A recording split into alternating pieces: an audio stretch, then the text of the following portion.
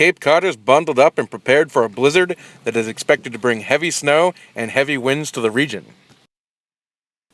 As of about 2 p.m. on Friday, streets like this one on Main Street in Buzzards Bay were pretty clear of snow, although there were some snowplow drivers getting ready for the big storm.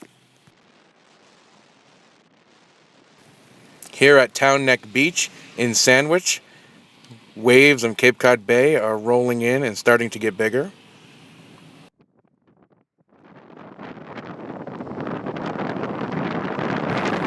Sandwich Natural Resources officials said they are very concerned about potential coastal damage to this area brought on by the high winds and the potential rough surf.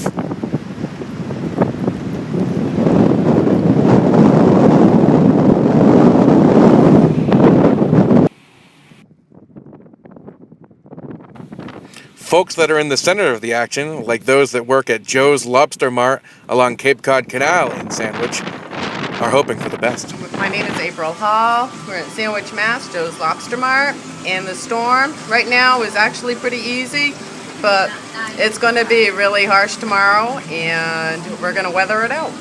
You guys are right at the canal here. Do you ever get hit hard by storms like this? Anything you can do to prepare? Any damages? What do you think about this? Well, we just bunker down. You know, there's not too much you can do. It's Mother Nature. Mother Nature has taken over, so we just pray for the best. We're at the Chatham Fish Pier.